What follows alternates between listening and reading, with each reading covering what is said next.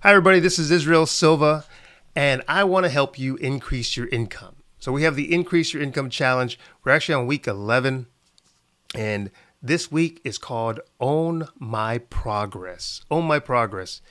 And you ever been there where it's like, are we there yet? Are we there yet? Why haven't we arrived? I see a couple here like dejected because they're like frustrated to get home.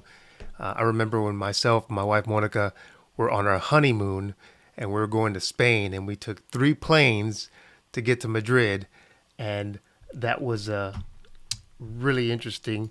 We had that issue with are we there yet? We kept on wondering when's the next plane? When are we going to get there? What time? You ever had those issues? You ever had those questions pop in your mind, and that frustration that just seems to be there? Well, what if you have that frustration in your business? What if you have that in your career? Am I there yet? Have I reached where I'm trying to go? And you're obviously saying no if I'm asking me this question.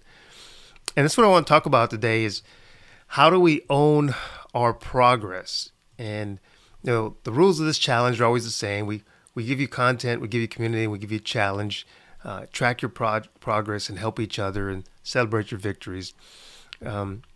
Today, what I'd like to talk about is, learning how to confront the truth about your progress. That's one thing we all have to do. We probably can all say, am I where I want to be today? Especially if I planned it like a year ago or 5 years ago. And you might ask yourself this question, you may not like the answer. So confront your truth about your progress. That's the first thing. And then I'm going to talk about how to own your progress, the goals, the measurement, the accountability. It's kind of a recap of some of the things we've talked about through this challenge in this series. So the first one is confront the truth about your progress. And I want to go back to my mentor, John C. Maxwell. And many of you know him. And, there's a book called The 15 Laws of Growth. And that is an excellent book. I've read it multiple times. And I think I probably have to read it again. It's one of those books you have to read like every 3 to 4 years. And you just keep on reminding yourself that this is something I need to implement, all of them, not just one or two, but I really need to be growing in myself. And as I grow myself, I grow my value. As I grow my value, I grow my worth to the marketplace, the worth to my family, to my friends, to my community. So number one here is the law of trade-offs. And that law says you have to give up to grow up. You have to give up to grow up. And that's I think that's the law number 11 in the 15 laws of growth. And I think about this one because in my own personal life, why haven't I achieved some of the goals that I want to achieve? I want to write a book, been wanting to do that, been saying that for like probably 15 years. And I know what I need to do, but I haven't done it because other things come up. And so that's the thing we have to ask ourselves. What are we willing to do? And I love this quote here. The second bullet says, we don't always get what we want, but we always get what we choose. We don't always get what we want, but we always get what we choose. And if I choose to do A over B, then I'm not going to get B. If I choose to do C over A, then I'm not going to get A. And we make choices in our life, choices with our time, choices with our resources, our funds, our money, and choices with the people we spend our time with, and choices about how we set goals and then how we progress and go after them. And this third bullet point is change is not easy, but it can always be done. Change is not easy, but it can always be done. If we cannot change a situation, we can change ourselves. We can change ourselves. And that is true. I think Jim Rohn would always say, don't wish it was easier, wish that you were better. And that's really what it comes down to, is how do we improve ourselves? And if we don't like the situation we're in, we don't like that we don't have enough funds, enough money, we don't have a nicer car or a house that we want to live in, our business is not performing as well as it is, what is it that we need to change about ourselves? Because we can't change the situation. We can't change the government who's the president, who's all the elected officials. We can't blame, the economy, the inflation. All we know we can control is one person, and that's ourselves. And how do we change ourselves? So this is really part one, is like just confront the truth about your progress. And when I think about this, I think about four things, and I'm going to kind of have them here bullet pointed. Number one is we have to plan our work. Plan our work. So what will you change to do this work? If you're going to plan something, you need to plan what you're going to do, but you also need to plan what you're not going to do. What trade-offs will you make? What will you give up to grow up? And that's what we have to ask ourselves. So if we're doing some activity, we all have, the same 7 days and 24 hours a week. And so what do we need to do in those same set of days every week? What is it that we can give up to grow up? What if we want to make a plan for new work? What old work or what old activities do we need to get rid of, or at least change or modify or minimize? And that's the first thing to confront the truth about your progress, is planning your work is not just, I want to do this. It's, I want to do this, therefore I need not do this other thing. And that is really what it comes down to. And, things like, people always tell me, well, how do you do so much? And it's like, well, I do a lot of this that I'm telling you about, but I don't do a lot of this other stuff that I'm not telling you about. So a buddy of mine says, hey, I cut my grass, I paint this, I do this around the house. And he tells me, what about you? Are you teaching your son to cut the grass and paint the house? I'm like, no, I don't cut the grass and I don't paint the house. And I don't do a lot of handyman stuff because that's not my gifting. And that's not where I want to spend my time. And so then I don't do that. And we pay people. I remember telling Monica, my wife, I was like, how much money do I have to make so that I don't have to clean the toilets?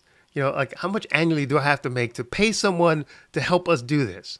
And it's a trade-off. But if you think that's not something you want to spend your time with, or that's not the best use of your time, whatever it is, that's like, I don't have to be the who to do the how. I need to find the who that can do the how.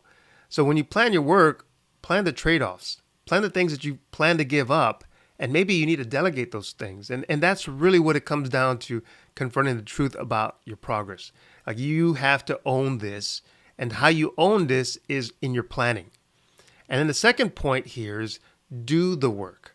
So we all come up with great plans. Oh, I plan to lose 20 pounds this year. I'm going to lose 20 pounds. I'm planning it. I'm going to cut back on my eating all the fatty foods, and I'm going to cut back on my carbs. And I have this great plan. And I have this 12-step plan. I have a great plan. But then I forget. There's another part to it. It's called do the work, do the plan, execute. And you have to ask yourself, how do we ensure we're consistently executing the plan? And that's what you have to ask yourself. How do I ensure I consistently execute my plan? That means, what's going to keep me going? There's some accountability, and that's part of it, but doing the work and doing it every week and doing it every day. If it's a daily thing that we have to do, and it's those steady progress, the little small steps, that's doing the work. So when we're confronting ourselves about the truth, is, what am I planning right? Am I planning right? That's number one thing. And two, am I doing what I said I was going to do? Am I doing the plan? And we all, believe me, I'm guilty of it, because I just told you I want to write a book. 15 years later, I've written a lot of outlines, but not any books. And so that's two, is do the work. Number three is evaluate the progress. So confronting the truth about our progress, we need to evaluate the progress. Like, today is, whenever I started this goal, and next week, a week from now, I'm going to say how I progressed. And then you celebrate your achievements. You celebrate what you accomplished. Yay, high five. I did that one thing. But then you analyze the areas without sufficient progress. What were those things that I kind of fell short on? And why did I do that? Why did I fall short? Did I have some accountability issues? Did I just didn't execute? I just didn't do it? I didn't give a trade-off? I didn't find time for it? What was the reason I didn't make the progress in it? And that's where we really, really need to think about that. And when we talk about making progress for our goals have to be important. And if they're not important to you, to me, our goals, like my goals of writing a book, it's been important, but obviously in 15 years, it's not been important enough. And I have to ask myself, why?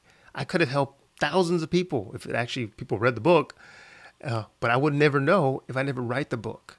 So how important is it that, Pastor John Osteen used to say, how strong is your want to? And it just stayed with me. How strong is your want to? Do you want to do this? And if our goal is not strong enough, it's not big enough, it's not valuable enough, it's not a big enough priority in our life, then we're probably not going to do it. And we have to realize that we need to own it. We need to say, I'm going to do it. I'm going to execute. And then I'm going to evaluate the progress. Have I made enough progress in the time frame that I gave myself? I'm giving myself 1 month. I'm giving myself 12 weeks to make this one thing, this one goal that I need to achieve, whether it's for my career or my business, my personal life, my personal finances, my health, my weight. What is it that you're doing? And then how do you evaluate it? Like, I have a goal to lose 25 pounds, and I won't tell you my weight, but I haven't lost it. I'm still at the same. I get on the scale every day, and I'll tell you about that's called what they call a lag measure, because I can't do much about that, and I'll get into that in a second. But that lag measure of my weight tells me I haven't made any progress. But there's a lead measure, and I'll talk about that in a second. What can I change? What can I measure? So we evaluate our progress and look at the areas where we weren't sufficiently progressing as much as we wanted in the time frame we wanted. And the last point here is improve the work. So you've planned it, you executed and did the work, you evaluated the progress, but now number 4 is you improve the work. You refine your plan to achieve better progress towards your goals. So make some changes, modify the plan so that you can get to your goal in the time frame you want. This is important. It's improve, and then you do what? Repeat. You plan it, you do it, you evaluate, improve on it, plan it, do it, evaluate, and improve. So these 4 steps, you do them over and over and over again. And if you do, little by little, you keep improving, you're going to see an exponential. It's not going to be linear because you're going to continue to improve, and then your improvements are on top of the other improvements, you will take off. And this is what I firmly believe. And I know that this is something I'm implementing in my life, and I'd like to see you doing the same thing. But it is true. We have to confront the truth about our progress. The truth is we have to own our progress. We have to own our goals. And this is what we need to do. Number 2 thing here is how to own your progress and your goals. So I'm telling you what maybe needs to be done, but now I want to tell you is how to. And this 12-week process, 90-day challenge that I've given everybody is, I want you to look at this in terms of your goals and your vision, right? Without vision, there really is no reason for a goal. Like, you have to have a vision for where you want to be a year from now, or 90 days from now, a year from now, 2 years from now, 10 years from now. Where do you want to be? Like, see yourself. And this has to be so strong of a vision that you're willing to sacrifice for it.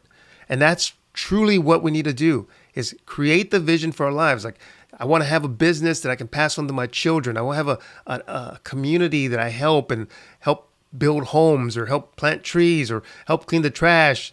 I want to do something that makes a difference. And that's really the vision you have to create for yourself. And once you have the vision, then you can set the goals. Where there is no vision, my people perish. That's something that's said in Scripture. And we have to believe that. That's the truth. That if we don't have a vision, we don't have a reason. And if we don't have a reason, we're not going to set goals.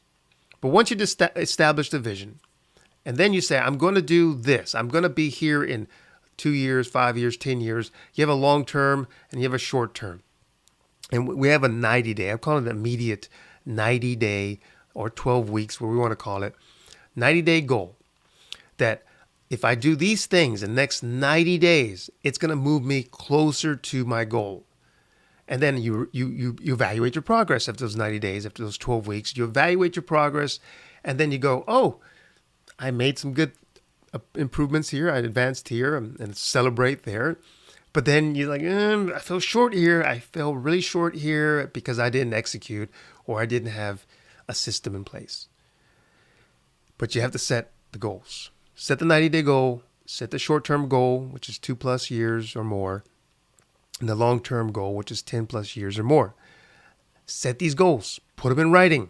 Put them in a journal. Put them in your digital notebook on your phone. Put them somewhere that we see them. And then we're going to share them with our accountability system, our accountability group. And that really moves me to the next point is first you set the goal, that's going to move you towards your vision. And then the next thing is we establish measurement. So how to own your progress when it comes to measurement. And I just mentioned a few minutes ago, there's something called a lead and a lag measurement. Lead and lag. Lag is the result. Lead is the measurement that influences the goal. So if I step on a scale and it tells me my weight, and I don't like that measurement, well, that is a lag measurement. That is the outcome. That is a result. What do I need to measure that will improve my goal? And I did a weight competition or a competition where we set our goals for our weight. And we also set our goals for how many times we would exercise. And we set a goal for how many calories we would eat. And so I had to measure the amount of calories, you put in the food and the app would tell me how many calories that was. But I only put down like 1,500 calories. So my breakfast, I made sure I ate like 350 calories. And then my lunch was like 500 calories. And then my dinner could be a little bit bigger or maybe vice versa. But dinner might be 750 calories, something like that. And I measured my calories. Now that measurement was what you would call a lead measurement. It leads because the more I measure my lead measurement and I actually achieve what I've measured in my lead measurement and I'm actually staying, on track, then my lag measurement would be fine. It would give me the result. It's just a reflection of what I did in my leads. So what we need to do in our goals, in our progress, is establish what are the lead measurements. What can we control? If you want more sales, like how many sales did I get today? Well, that's a lag measurement. You say 2. I'm like, well, 2. I can measure that 10 times a day and I'm still going to be just 2. But then you look at a lead measurement. How many phone calls did I place today? How many proposals did I submit today? How many emails did I send today? How many connections did I make in a network meeting? How many calls? How many handshakes? How many times did I get in front of a potential customer? That is a lead measure. Because the more times you do that, if you have a goal, like I need to talk to 10 different people who are potential customers in person.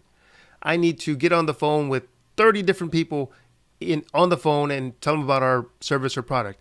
I need to send out 15 proposals this week to ensure I get a sale. That is a lead measure. How are you doing on your lead measures? If you don't measure the lead measures, the lag measures is just going to be the same. It's going to be whatever it is, somehow chance. It's just going to tell you your results. So that is important when we look at the lead and lag measurement. That's how you own your progress, is looking at the measurement of it. And the last thing here is how to own your progress accountability-wise. You have to maintain a system of accountability. And what does that mean? Accountability seems like a hard word, like it's like beating somebody up. I'm going to hold you accountable. It's more of like, how do I hold myself? How do I hold myself accountable? Well, there's a couple of things here, and I'm putting, number one is attend a weekly accountability meeting. Now, for those people in the Financial Champion Academy, thank you for being part of the Academy. And, we meet weekly, sometimes twice a week. And it's to do just that. It's to have weekly accountability. Me and you and all of us in the group talking about our goals And are we getting closer to them or not closer to them? And why not? What can we do differently? That's the whole thing. Having that group accountability meeting and talking about the goals will hopefully encourage each other. We don't want to beat each other up. We don't want to say, oh, you should have done better. It's your fault. That's not what we're here for. We're like, hey, we're all in the same boat. We're all trying to achieve our goals. You have any ideas? Here's one of my thoughts. Here's what I'm trying to do, but I didn't get very far. Any thoughts on how I could get further? That's the weekly accountability meeting, the WHAM meeting. And that is important. Sometimes you can have daily meetings like, hey, can you just, talk with me like for 5 minutes in the morning? That might be a one-on-one that you can do. Number 2 here was journal, like journal your progress, like have a journal on your phone. I mean, I don't carry paper much these days. So on your phone and your smartphone, make a note. If you have an Android or an Apple phone, they both have good note programs. Put your notes in there and make that your journal and what you're deciding to do. How you're journaling your progress, and talk about that. And you really have to set aside a period of time, a time and a place, consistent time and place and day of the week, consistent time and place and day of the week. That's what you have to think about where you do this. And for me, I'm usually in the morning, early in the morning. The problem is if I sleep in, I miss my time slot. How many times do I sleep in? Sometimes a lot. Sometimes it's out of my control, but I have to find a way to be consistent in having my time slot to go over my goals, to go over my progress. So journaling the progress is that I'm writing it down. I'm deciding, I'm checking my progress. Number 3 is to meet on one-on-one with an accountability partner. Sometimes it's not very easy. Sometimes you have to pay people to do it. But if you can do that with a coach, a mentor, a parent, a sibling, a friend, someone you can trust, someone who's not going to judge you and beat you up, but someone, like a challenge. And again, we're trying to do this challenge format. And so we have allies that we're supposed to pick to help us get through some of these challenges. So you should go to your allies and say, hey, I need some accountability. This is where I can meet you one-on-one, maybe for coffee. I'll buy you lunch. I'll do something, but I'd love to hear you, just talk to me about my goals and how I can get better, and in a one-on-one stance. And again, that's something you can do with a friend or partner. Financial Champion Academy, we can get you set up one-on-one and meet. So that is something that is the accountability. Those 3 things together that I just went over: goals, setting the short-term, long-term, immediate goals, measurement, creating your lead and lag measurement system and measuring it on a regular basis, and then accountability, your WHAM meetings, your weekly accountability meetings, your journaling your progress, or your one-on-one accountability partner. You need a system, and you need to stay on the system. So these are the things that I'm urging you to do. If you do these things, you'll start to own your progress. You'll start to see your progress, and then you'll be able to celebrate your progress. And that's what we want to see you do. We always talk about doing this in a certain structure. You challenge yourself, you set a goal, you decide what are your activities, what are your tasks, what are the short-term, immediate things you go to have to do, your activities to meet the goal. You define your villains and you defeat the villains. You make a plan to defeat them. You collect your power-ups, things that are going to encourage you, inspire you, keep you going. You recruit your allies. You should have allies by now. If not, then get some allies. We'll have a lesson on getting allies. And then adopt a secret identity. See yourself as a different person that you're going to become when you achieve your goals and your vision. And last thing is celebrate. I can't tell you enough. Celebrate the victory. This is week 11 of our 12-week challenge, our 90-day challenge. And I just wanted to let you know that I'm proud of you for just even getting here to 11 weeks, for staying with us and doing this. You may not have achieved the goals you want to achieve, but you have put in your mind the seeds. They've been planted. And now you have to say, okay, I know what I need to do. I know what I need to plan. And now I have to execute. And if nothing else came out of the challenge so far, is that you have it in your control to achieve your goals. It's just time to plant the seeds, start germinating, watering them, nurturing them. But you are going to achieve your goals if you stay on this plan, if you stay committed to your challenge and to meeting it. And so I want to just thank you guys for doing that. And anybody who's watching, thank you for listening in. And I encourage you, I want to see you achieve your goals and go to the next financial level. Some action items here. Number one, revisit your goals, measurements, and accountability system.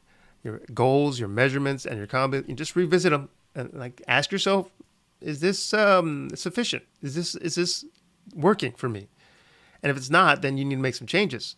And number two is like pick a time and a place that you alone will work on owning your progress. So this is like your solitude period where you're going to journal, you're going to talk about how you grade your progress, score your progress.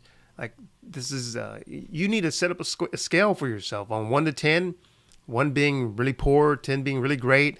How did you do this week? It was like a 3 or it was a 4. Or here on this other one, I did a 7 or did an 8. I made the calls, I made the handshakes, I did some networking, I made the sales. Or maybe I went back to school, I started the certification. I did these things I needed to do. I'm making progress. That is alone, you have to like encourage yourself. And I always say maybe even pray about these things. That's important that you get your faith lined up with everything you're trying to do. And so these are the things that I know when you do them, you're going to achieve your goals. I want to be here to give you a virtual high five and say, well done. You're doing an awesome job. And again, if you ever want to consider joining us up, you can learn more about financialchampionacademy.com, financialchampionacademy.com. Go there. You'll learn more about our community and how we want to see you take your finances to the next level. So again, I just thank you for being with us here in this session. I'm going to sign off and say, I love to tell you this. And I want you to say with me, I'm a financial champion on 3. 1, 2, 3. I am a financial champion. Yes, you are. We hope to see you at the next lesson. Take care.